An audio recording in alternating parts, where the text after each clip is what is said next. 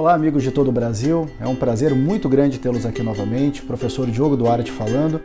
E o nosso tema de hoje é uma pedra no sapato de toda a gestão pública, ou seja, comissão de inventário. É muito comum a gente montar uma comissão insuficiente, com um número de pessoas de quantitativo insuficiente. Aí o que ocorre? A gente não conclui o inventário. E se conclui de uma forma errada. Aí tem aquela síndrome do inventário que não termina nunca, ou a síndrome do inventário interminável. Eu brinco com essa situação porque eu sei que você passa por isso ou sabe de alguém que está passando por isso.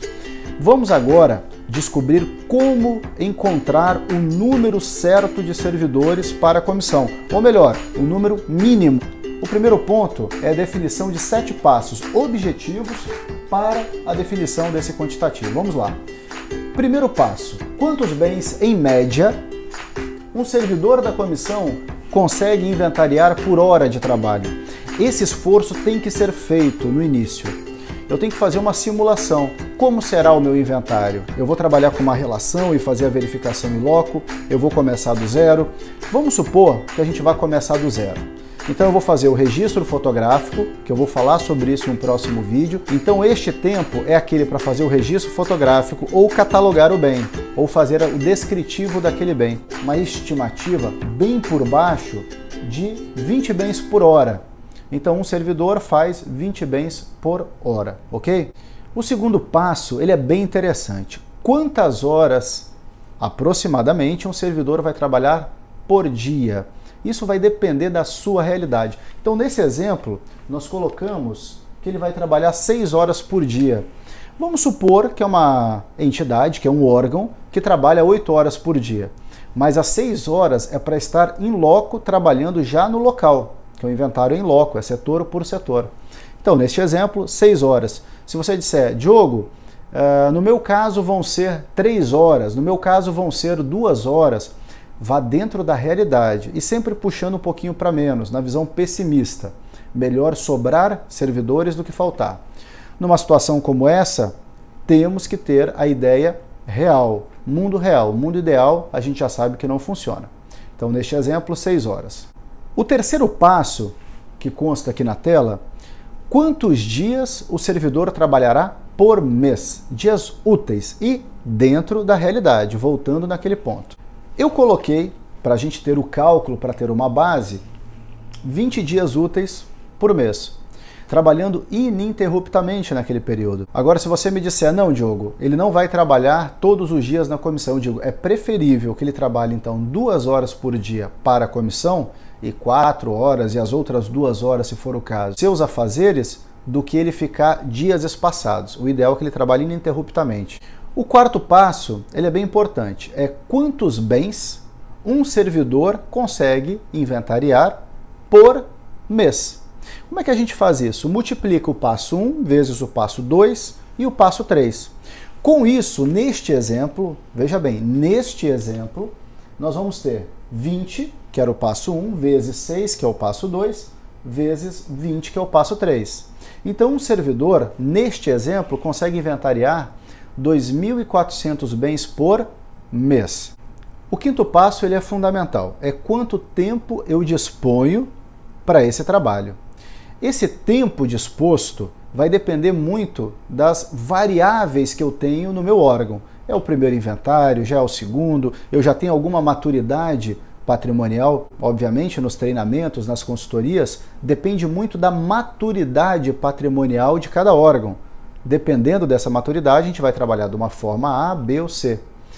Se o seu órgão não tem maturidade patrimonial, que é a maioria dos órgãos do setor público, então nós vamos trabalhar de uma forma que a gente consiga dispor do mínimo tempo possível para fazer rápido o trabalho.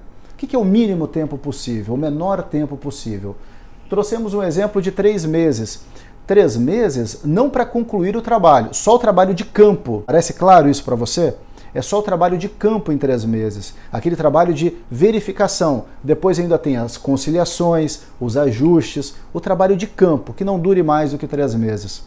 Por que isso? Neste período de 3 meses já é possível que antes do término as movimentações já tenham sido feitas, já tenha problema, eu já termino com o meu inventário em defasagem, num período curto, imagina num período longo. O sexto passo, quantos bens serão objetos de avaliação? Então eu peguei um valor, por exemplo, 20 mil bens, poderia pegar 100 mil bens, poderia pegar 200 mil bens, como nós fizemos agora recentemente numa entidade, mas eu peguei 20 mil bens.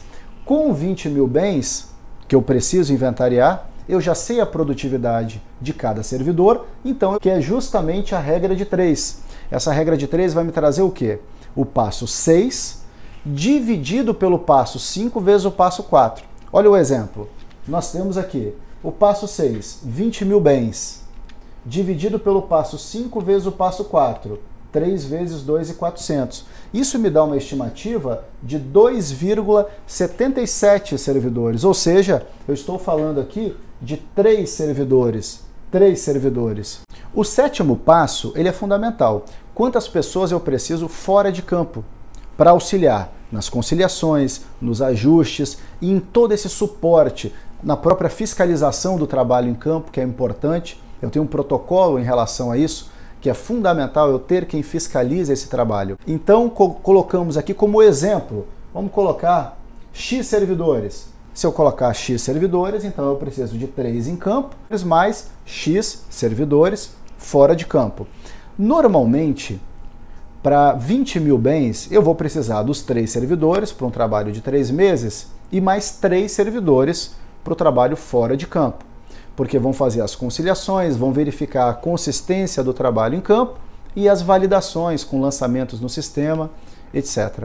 Então, esse é um passo importantíssimo, a definição fora de campo. O inventário nos traz muitos problemas cotidianos. No dia a dia, é o servidor que não quer receber a comissão de inventário, é a comissão que não tem os equipamentos adequados, por exemplo, algo para tirar foto, um telefone, smartphone ou uma máquina fotográfica. É o sistema que vai ter problema. São servidores muitas vezes desmotivados porque estão saindo dos seus afazeres e vão acumular serviço.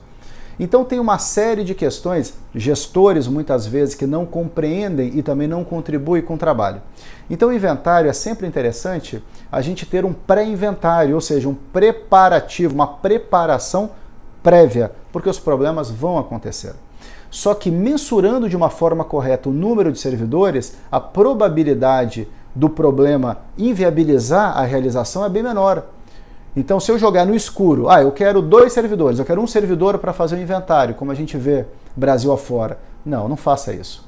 Ou eu tenho 100 mil bens e eu quero com 3 servidores. Eles não vão dar conta. Então, muitos gestores já falaram, professor, mas parece que é uma fórmula mágica na sua cabeça. Você chega na instituição e já fala, tem que ter 20 servidores, 10 servidores. Que mágica é essa? Não é mágica. Como eu já aplico essas regras, esses 7 passos há muito tempo, então é natural. A gente chega numa entidade, conversa com servidores, a gente já sabe a maturidade, o nível de maturidade e as dificuldades. Olha, coloca 20 servidores, coloca 30, porque a gente já está fazendo isso automaticamente. Você já sabe agora, por exemplo, nestes parâmetros, olha, se eu estiver falando de 20 mil bens, pelo menos 3 servidores para 3 meses. E aí a experiência vai te levar também à questão da maturidade. O segundo inventário é sempre muito mais rápido do que o primeiro. O primeiro é aquele de ajuste, cheio de problemas. O segundo ele já é um pouco mais tranquilo. E à medida que a gente evolui no patrimônio, o processo vai se tornando menos traumático. Essa é a expressão correta. Ok? Espero que esteja te auxiliando esse vídeo. Se você gostou, inscreva-se no canal Professor Diogo Duarte, compartilhe esse vídeo para o maior número de pessoas. Ele é gratuito para você. Temos os nossos patrocinadores que apoiam e fazem com que a gente tenha essa capacitação gratuita. Entregue as suas ações a Deus, que Deus com certeza vai te abençoar e vai abençoar o seu trabalho, ok? Um forte abraço, que Deus abençoe.